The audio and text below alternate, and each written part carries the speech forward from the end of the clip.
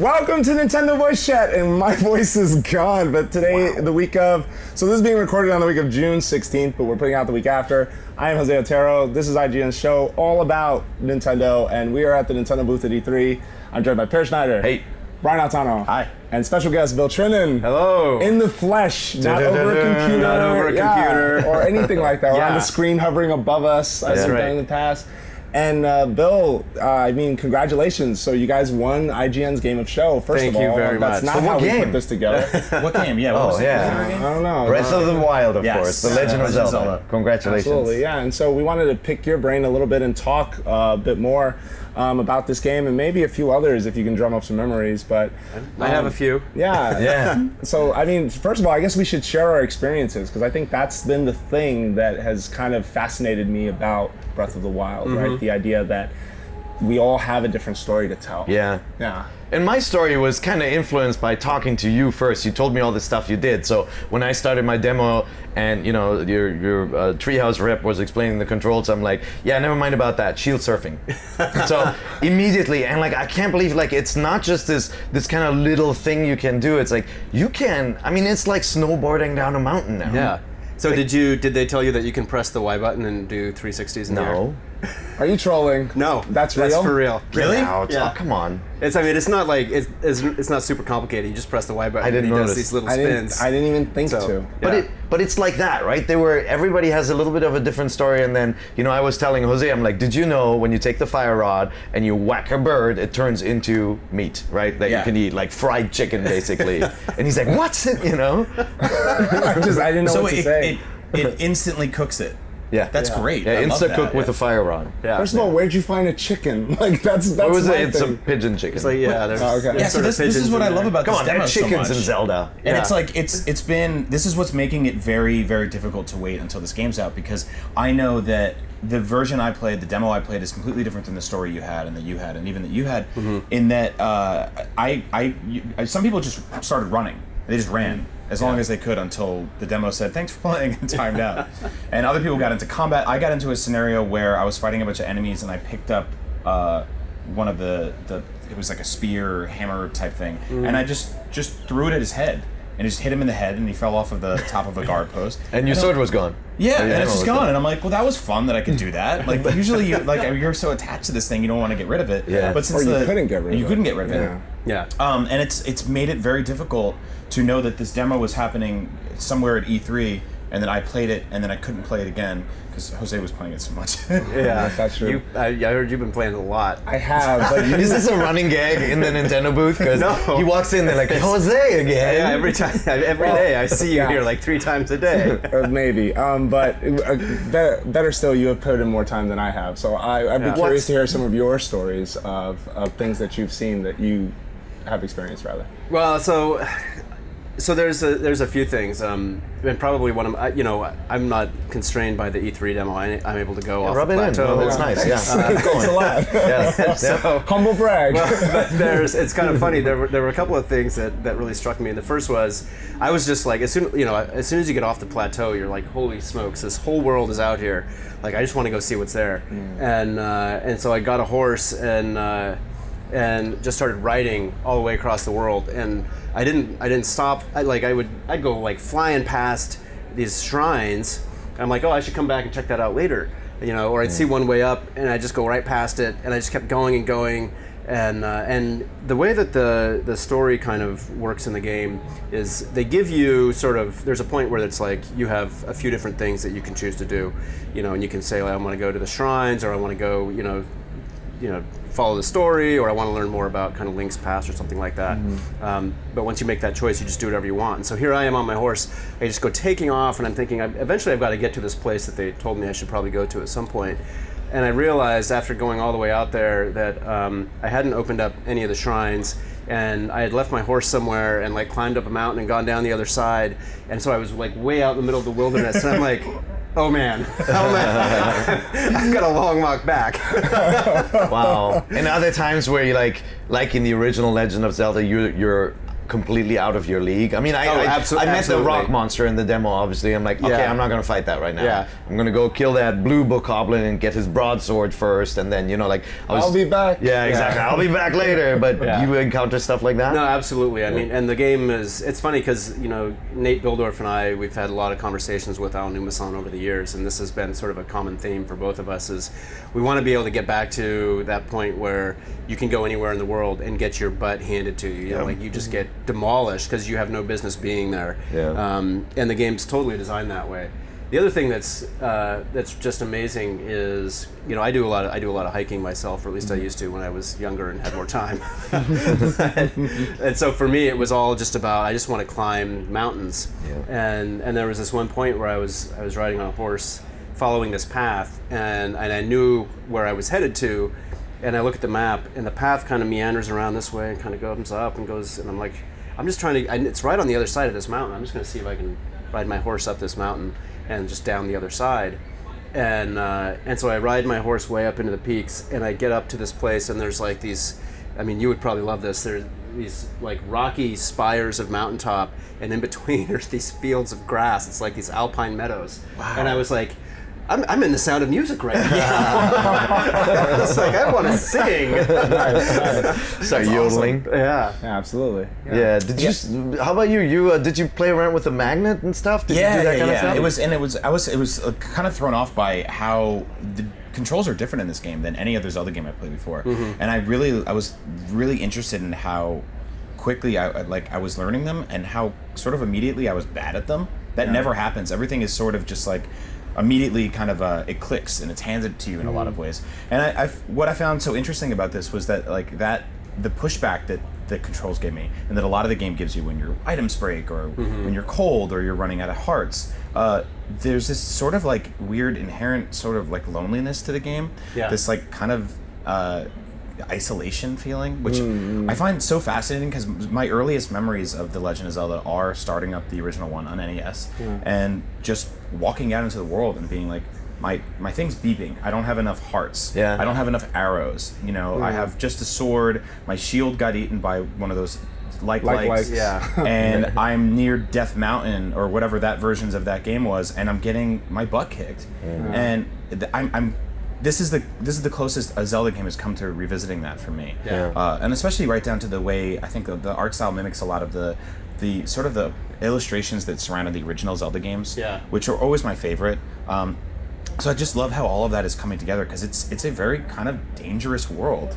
You don't actually feel comfortable and safe almost doing anything, and when you get good at a game like that, it's incredibly rewarding. What I liked is that the game doesn't hold your hands. Like this is one, skull-shaped cave that is in the demo, and I think everybody encountered it. And through the eye of the skull cave, you can see a lantern hanging from a rope, and you see explosive barrels below. It's like, the hint is there. It's like you can blow that up, and there's some tough enemies in there, right? Yeah. And one player from IGN hit the lantern, and it started to swing. Yeah. And then he shot the rope, but it missed some of the barrels, and then it riled everybody up, and so all these bokoblins come running after him and like kicked his butt, right? And when I played it, I of course shot the rope, right? Big Sergio Leone fan there, and took him out, but then the blue guy survived and came at me too, and like suddenly I'm fighting him, and at that point I was still struggling with the controls, where I'm so familiar with Wind Waker or Twilight Princess, but I'm like, hold on, jump button, slash button, and then everybody throws the sword accidentally once, right? You just run into this, and I had to relearn everything about this game, because suddenly with jumping, the combat becomes different too, where you purposely jump forward and then hit the slash, and then you do this hammer attack or something. And I thought that was just really cool. It's like this familiar world, familiar characters, some familiar items, but then it all feels so different. Well, the other thing that's interesting is, Wind Waker had some of those dodging moments, right? Where the A button would kind of turn sharp, and and in this game, the timing for it is different, and your window for it is also different. And so it actually is more challenging to do that backflip dodge if you've been a long-time Zelda player, just because your side, I don't know, it's sort of like, for me, it's sort of like Smash Brothers. It's just like in my muscle memory. Yeah. It's like, this is the timing to do it, and now you're like, I have to relearn this. Well, I had an instance where the muscle memory saved me by accident. So I was able to. So I was inside of one of the shrines. This was the one where you get the ability to. I think it's called cryosis, the one that you create sort of ice blocks. Yeah. If that's the name. Yeah. And in that playthrough. There's sort of a miniature guardian. I want to say it's the guardian's little brother that runs around, and it will shoot a projectile at you. And I saw it. I put my shield up instinctively, and I'm like, okay. And it was maybe like, I don't know, 15, 20 feet away. And it fired its shot, and I reflexively hit A because Zelda games have trained me to do that forever. So I ended up doing perfect shield instead, where Link swings his shield out. And I clipped the projectile as it was coming in, and it flew back and hit him, and it exploded in one hit. And I was just there like, oh my! And everybody around me went, whoa! And even the demonstrator was like, I did not know you can do that. Oh yeah. Yeah. So there's this process of just rediscovering a lot of just a lot about Zelda. You know, it's Zelda in some ways that it is familiar, but it is very unfamiliar in others. Yeah. Yeah, and you know, I during my demo too, like there were people standing around who were saying, "Oh, I didn't know you could do that." You know, people who work at Nintendo, because there seems to be so much in that game. But and I don't know if I should even say this, but You should say this. I hadn't tried this in the demo myself, but apparently. So there's places where you can find the metal plates on the ground that you can use with the magnesis. Yeah. And apparently, if you stack one, if you stack them sort of like crosswise, so one's on top of the other, and then you stand on the top one, and then you use magnesis on the bottom one, you can like float. No. Wow. Are you serious? Apparently, I don't know. I've heard about that. I feel like I'm back on the playground. Like that could break the game, though, right? Like if you don't watch out, you got to hovercraft. But that item, I had so much fun with it. Actually, it reminded me of, if you remember the N64 game Rocket, Robot on Wheels. Yeah. Right. That was one of the first games where like the physics were so intricate that you just wanted to play with the physics. You're like, oh, let me see what happens to the seesaw if I do this and this and this, right? Yeah. And in this game, you know, I grabbed the planks and then I just started messing with the planks and seeing what I could do. Can I lean it onto this? Can I do this? And then you take a boulder and you start smashing it on your enemies, like bam, bam, bam, right? Like, I was saying so during cool. one of our IGN Live interviews with Daniel from Treehouse about how I have a theory that Link is kind of a menace in this game. He goes up, like he steals apples, burns down trees, messes with people's dinner parties, steals their steak. Like they're cheering around dinner, and he's just like, he comes over, kicks their butts, steals their food, rolls a boulder down the hill. Like he's just messing with nature. He's messing with people and everything. You know. So that was the other one of the things. You know, I mean, we've obviously spent a lot of time playing it. And one of the things that I was a little bit worried about is when you're showing it, for example, on Treehouse Live or in a trailer. People who are watching that who haven't played the game might look at you rolling a boulder down the hill and they're like, "Oh, that's a scripted event." Right. And which it's totally not. You can run on top of the boulder. I noticed. Did you notice that? What? You can push a boulder and then just run on it. I saw somebody do that. Like Wile E. Coyote. I do. So what are some other things that maybe we haven't talked about yet that are in here that we didn't see? Right. Like someone on our team found a rupee. There is a rupee hidden in there. A blue rupee hidden down there. I love that. This is like how interesting and different this game is that we're all sitting around, we're like, someone found a rupee. Yeah. You usually find millions of those. Did you see a heart? I didn't see a heart. Yeah, no, but Anuma also told us that okay, you can slash grass all you want, you're not getting health that way, right? Yeah. Like, you have to eat food, or but you get crickets. You don't get rupee. Yeah, well you'll find frogs and eat them. Yeah. It's true. I found a cricket. Yeah, you can find crickets. There's delicious too. So what are some other things that maybe folks haven't found? Well, if you were playing, the thing that's interesting is that it all depends on where in the terrain you are, right?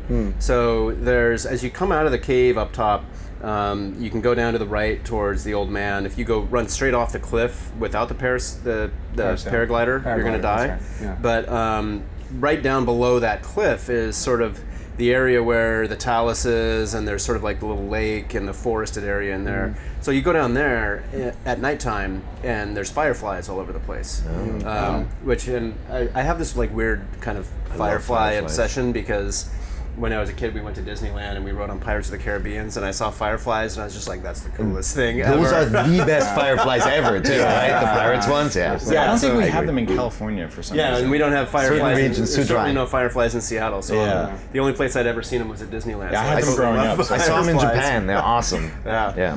Cool. But so there's fireflies down in that area that you can collect. It's interesting. There's this one spot. I think it's kind of a little bit past where that the skull cave is that you saw. You kind of go up from there and then back down, and there's another little camp of bokoblins there. And then at the back of their camp, there's like this little area that's kind of covered with some boards or something, and you can break the boards and get in there, and there's a chest in there. But there's also a bee's nest in there, so as soon as you break the boards, the bees start attacking you. You're just like, ah! That's awesome. It's really good. Yeah. Then you have something like the Sheikah Slate, which is this new sort of item that Link carries around, and that some of the abilities that this thing can do really surprised me. So we talked about magnesis, which was cool, and you start with being able to create circular bombs or cube-shaped bombs. Yeah. I remember that. But then there's stasis, which completely blew my mind when I was in that part of the demo, because through stasis you're able to manipulate an object, like basically freeze it in time, and then if you hit it with like a hammer or something and you build up sort of energy on it, when stasis wears off, that thing will fly over a canyon, like it'll just straight into the air like a rocket.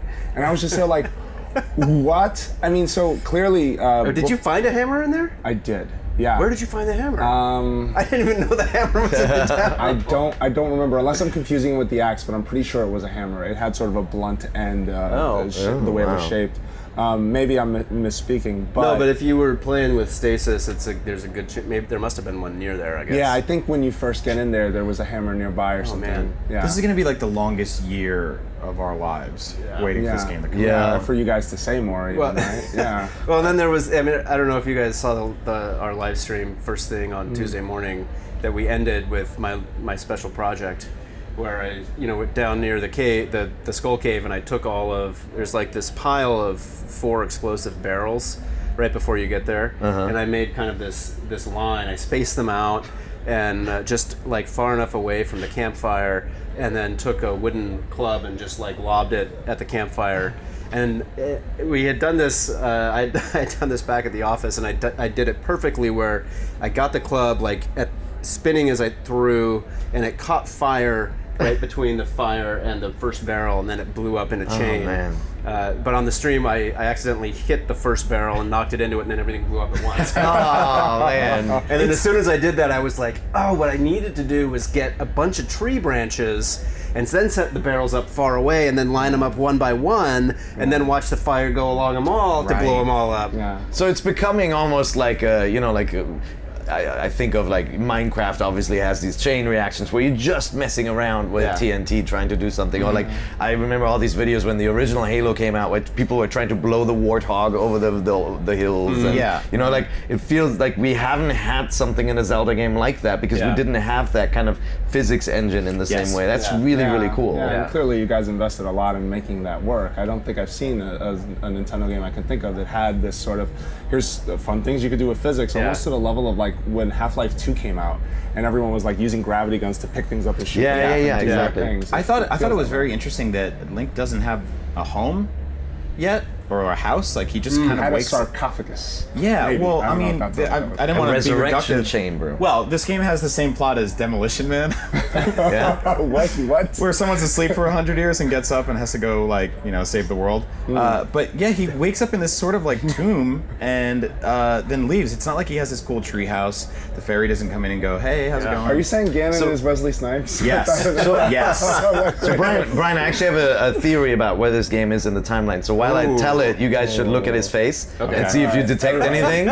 Zoom in the camera. So do you guys remember in the do you remember in the timeline that in the official, unofficial timeline, Link dies in one of the timelines, and then Ganon takes over, right? Yeah. You gotta look him in the eye. Right? looking. I think that is the same Link, and Ganon gets resurrected every time. We have never seen a Link resurrection. I think this is the world destroyed by Ganon, and Link is brought back in this weird. It looks like an alien resurrection chamber. He seems unfazed. Well, and actually, if you think about it, in the demo, that very beginning of the demo, it does say the Shrine of Resurrection. Yeah, that's where I was thinking. So he said this because I'm completely wrong, and he's trying to reinforce the notion that is true. Yeah. So my theory was that the Shrine of Resurrection was flooded because this takes place after the Wind Waker. Oh, Link got caught down there. okay. But also that there's lots of Links in the world, and that old man out there is also a Link. Oh, that's an old a Link retired again? old Link that gave up and ate a lot of food. wrinkly Link? You do remember in Twilight Princess, there was the sort of the skeletal guy that taught Yep. Link all of his Yeah. moves. Yeah. And what was his name? Do you remember? He was the hero of time, hero's right? shade. The hero's shade. See, yeah. he's an old retired Link. Yeah. I thought he was tossing shade. Sorry, I was that's just me. like, oh, okay, that's what I thought. But yeah, I find the setting really fascinating. It's like, initially I gotta say, right, when we first saw this game, when you guys showed it for the first time, I was like, man, the lands look very empty. Right, and like we're used to open world games like a bustling city in Grand Theft Auto or The Witcher or something like that, and like this game, it looked so kind of like out in the open. But now with the title Breath of the Wild and the concept that it's almost like a survival game, Yeah. Exactly. like it makes more sense. But I'm curious And to find, is survival there it's not an easy thing to just survive Right. out in that world. Let me tell you. But do you? I don't know what you can talk about it. But will we find like a Kakariko town equivalent where there are people you can talk to, or is it very much it's like him and the occasional NPC? So one of the reasons at E3 that we're not going into story is because we wanted to introduce the world. Obviously, Right. we wanted to show people what you can do in the world, because there are a lot of open world games that are like that, where it's like the world is sort of a backdrop for the story we want to tell, or there's only so many things that you can do in it. So we really wanted to focus in on, what's the actual gameplay you're going to be doing in the game. Yeah. But also because we were streaming for like 6 hours, 7 hours straight, an entire day with the game, we decided we want people to be able to tune in and watch the live stream without having to worry about spoilers. Right. So we haven't talked about any of the Gotcha, story or okay, towns or anything. yeah. But there are towns, there are characters. There's actually not too far off the plateau is the first character that you run into. And really what they've managed to do, you get kind of an indication at the beginning of the game of how they're handling sort of story from the old man. He gives you, he says, oh, you should go check out, that temple, or, you get the message from the female voice that pops up an icon on the map to go to that point. As you get off the plateau, and you start exploring the world, you'll be walking out and you might see a person and walk up and talk to them or not talk to them. And if you talk to them, you kind of then you get a little bit of story, or you might get a mission or something like that you need to go do. And if you don't talk to them, you're just off on the world. But they've really designed the flow of the game so that it's really elegant, the way that you're able to just be out wandering around, exploring, and yet find your way to, like, somehow you end up finding yourself at essentially the point that you would need to be at to further the story. And it just kind of happens naturally. Yeah. So the way I kind of look at, so is the area we're playing at E3 is the Great Plateau or the Isolated Plateau? The Great Plateau. Okay. Yeah. What strikes me is that this almost seems like the Great Plateau, and the reason it's elevated is it is almost a miniature tutorial area, in that there's all this freedom, but the minute you jump off, you would die because you need the paraglider. That's what seems to stand out to me. Yeah.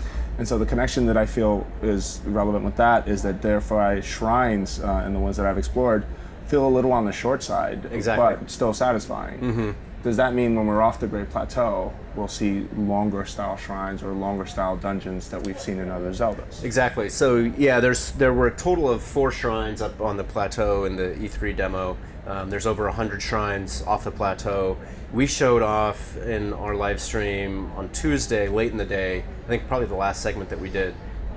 We showed off, well, there were 2 segments. We did one with Aonuma-san, where we did kind of, we just went around the whole edge of the plateau, Nice. kind of peering out at what's off in the distance. It's It's killing me seeing all that stuff, man. It's like seeing when your parents drive past Disneyland. That's what it looks like, you know. And so we in the did, window. we did that, and then he brought a couple of additional videos of gameplay off the plateau, and 2 of them were sort of focused on how you use the paraglider to get around to different areas. And there was this amazing one that was in this, like, the middle of this blizzard way up on this mountain, and he jumps off the mountain and paraglides down, and then jumps onto his shield and starts, shield surfing down the mountain, goes off a jump, switches back to his paraglider, glides again, with the shield still on his feet, seamlessly like gets back down on the snow and keeps going down. Awesome. It's Hyrule like, extreme sports. That's it's so crazy. sweet. Yeah, but back then, to shrines. But then back yeah. to the shrines. So the last segment that we did, we showed 2 additional shrines that are outside of the plateau, and so you can go back and look at those. But they were slightly longer. Certainly, the puzzle solving in them was a bit more complex. Yeah. And this actually, I mean, it still goes to the whole idea of kind of that the conversations we all used to have in the schoolyard.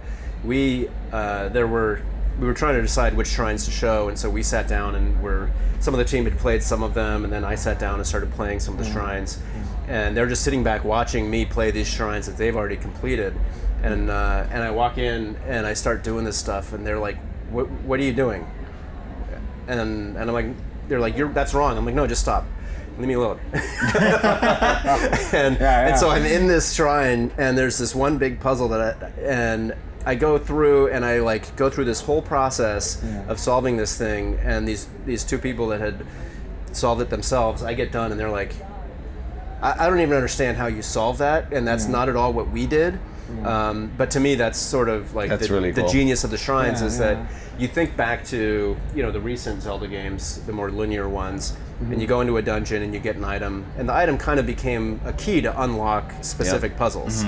But it was really the only key to unlock those puzzles. And with the shrines, and because of the physics engine, there's a lot of different ways to solve the individual puzzles. So how do you balance that though? Like, I mean, there will be Zelda fans who say like, hey, for me, The Legend of Zelda is like that moment you get the hook shot, and then you remember, oh, I've seen all these hook shot targets everywhere, and now I can overcome them. Like, does the game balance that, or? Well, it does, because there are times where I'm out running around in the wild and I walk into a shrine and I just kind of take one look around and I'm like, I'm not ready to deal with So you this get right that now. definitely. Okay, yeah. Right. Yeah.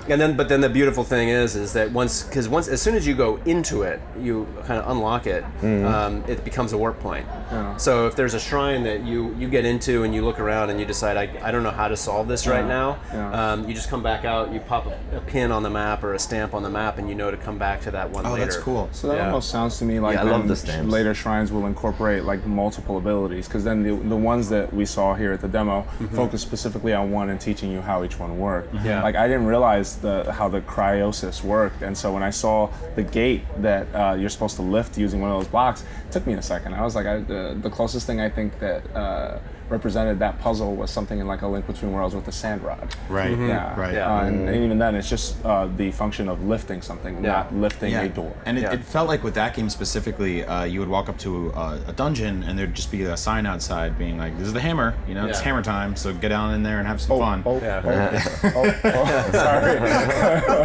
That happened. I swear. I'm glad we got that to make that happen today. Yeah. But it feels like this game's going to be a little more freeform than that in terms of like entering something and seeing that there are multiple ways to reach the objective.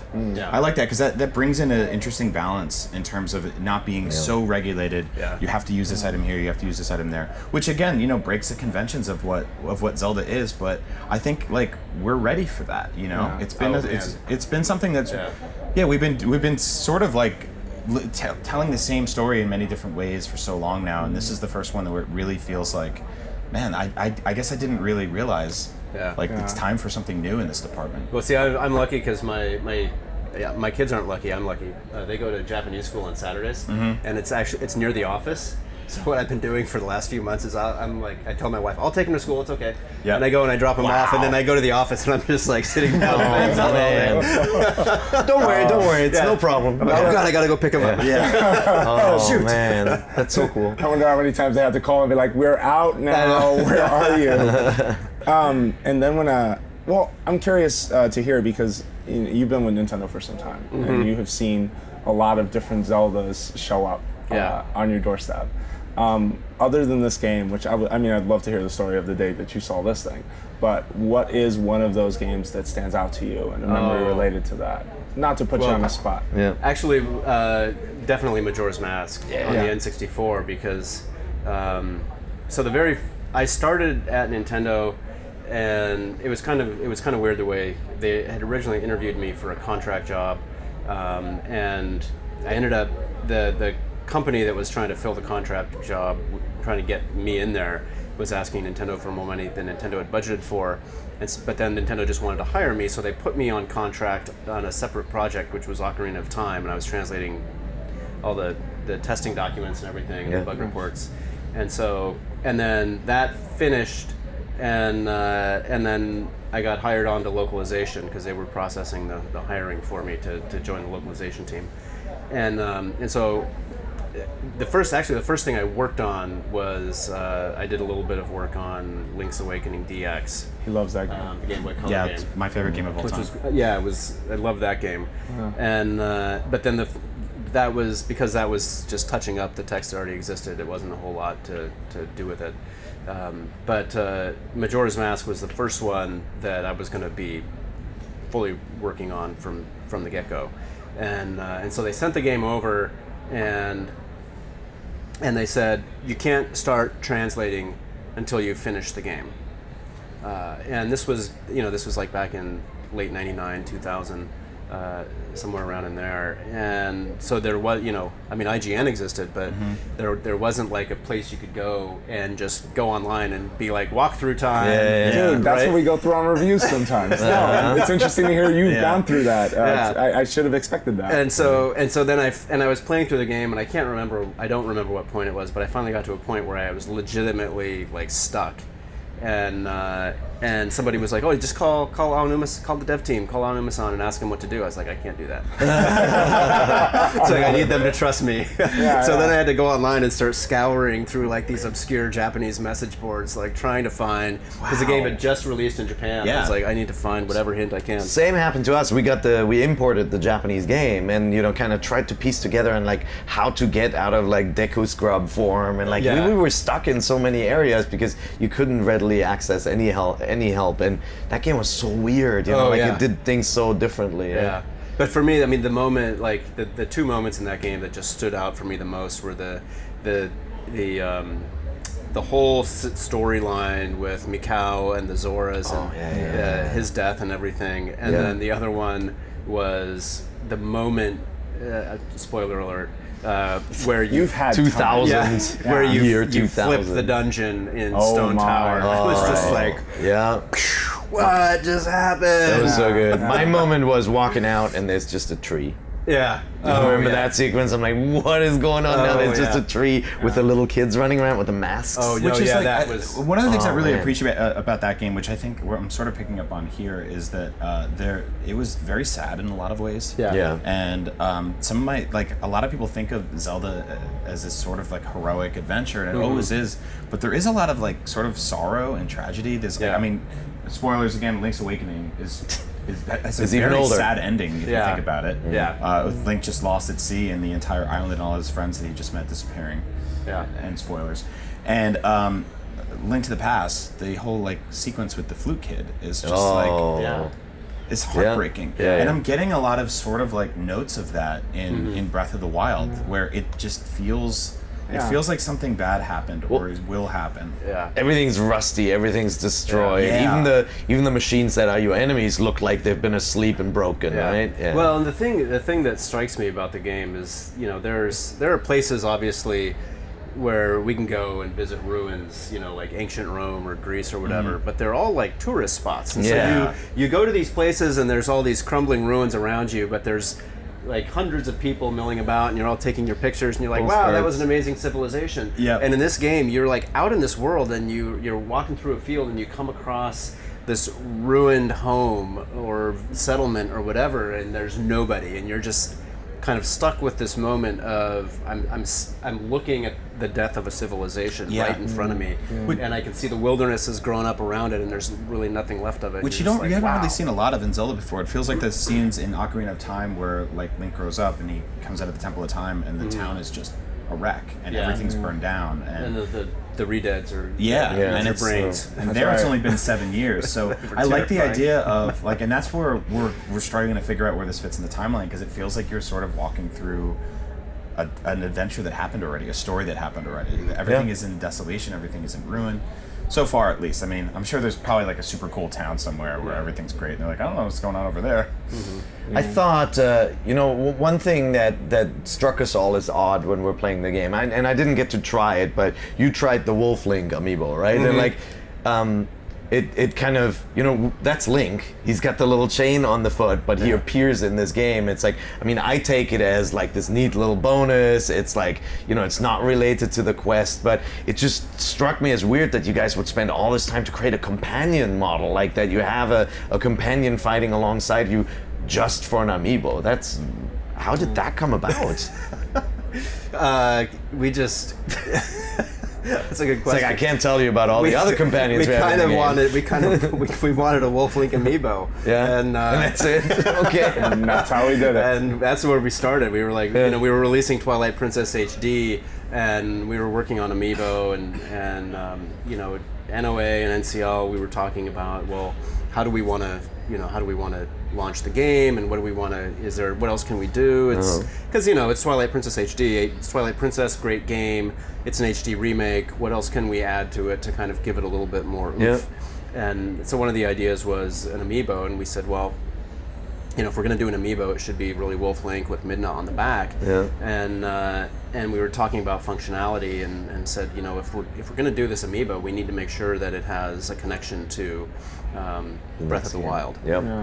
And you've got to, and it can't just be, oh, I have it, let me tap it in. It's, we always want to find a way to, you're doing something in the game and saving that progress and then bringing it over to the other game so that there's an actual reason to own the amiibo rather than just, oh, it's a toy and it does an extra thing. Yeah, you're making us earn it almost. It actually feels like it's a cool job to have to do between now and when that game comes out. Like, I want to go home and beat that area with as many hearts as possible. Yeah, no, I think you just gave everyone a reason to jump back in. Yeah. I'm curious then, does someone who maybe purchased Twilight Princess digitally and didn't buy it as the pack-in, they don't have that amiibo. Is that going to be sold separately, or can that person get a wolf without the amiibo? So you won't be able to get the wolf without the amiibo. Currently, I think the amiibo is only available bundled with the game. That's right. But I suspect that once we get closer to launch, we'll probably make it available so that folks that did buy it digitally have another option to get the wolf. Absolutely. Also, if you scan other amiibos, they work. Like Waluigi will follow you around the entire.